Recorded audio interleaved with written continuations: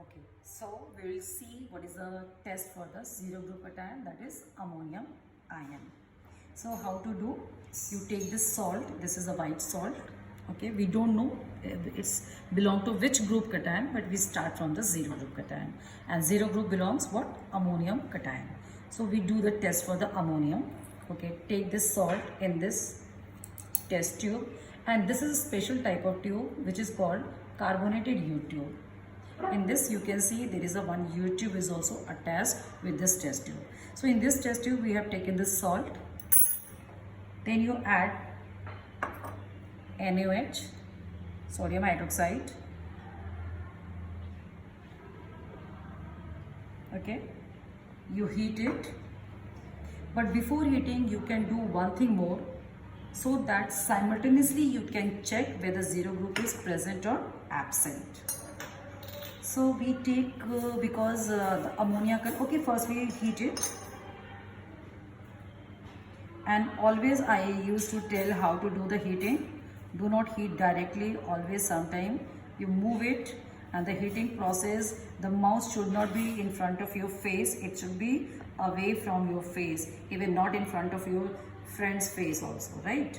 So do the heating like this, and when we do the heating, smell. Okay, how to do the smell? Never directly smell like this. A pungent smell is coming out.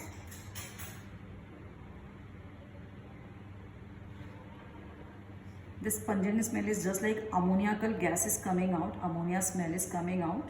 Okay, so if you are feeling that this pungent gas, ammoniacal gas is coming out, and you are observing that thing, then you do simultaneously, you take one glass rod which is dip into HCl, bring near the mouth of the test tube. You can see, are you observing, all of you? Yes, ma'am. Okay, the white dense fume is coming out, means the cation is nothing but ammonium cation. Why this white dense fume is coming out? Because which gas is coming out when you are heating? NH3 gas, ammonia gas. And when ammonia reacts with HCl, there is a formation of ammonium chloride, NH4Cl. And NH4Cl is nothing but white dense fumes. So this is actually clearance of the presence of ammonium group cation. And by simultaneously you can do the confirmatory test. What is the confirmatory test of the ammonium group cation? Already I discussed in the previous class.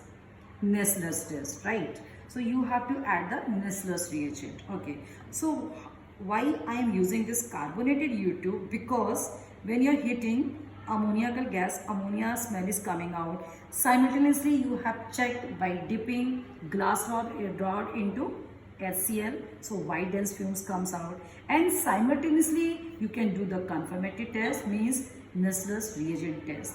And how to do it? In this U tube, you take this Nessler's reagent, and the color of the Nessler's reagent is colorless.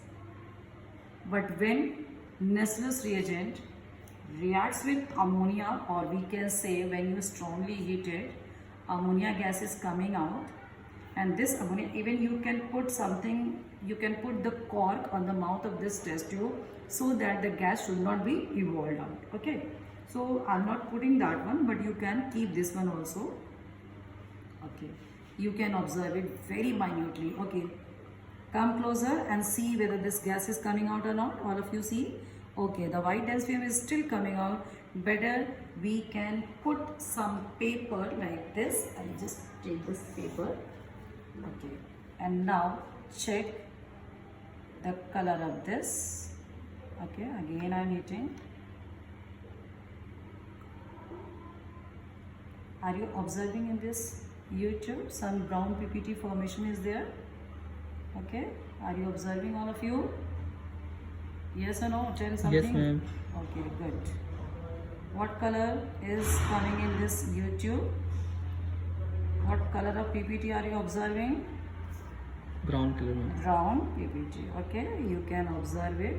So there is a formation of brown precipitate, and this brown precipitate is nothing but the complex formation of ammonia with Nessler's reagent. Okay, you can see in this side you are getting the brown precipitate. If you, okay, now you can see clearly, very clear, and only by this ammonia gas is coming out, and this ammonia gas react with Nessler's reagent to form a complex which is called Millen's base, and hence you get the brown precipitate. Even sometime what happens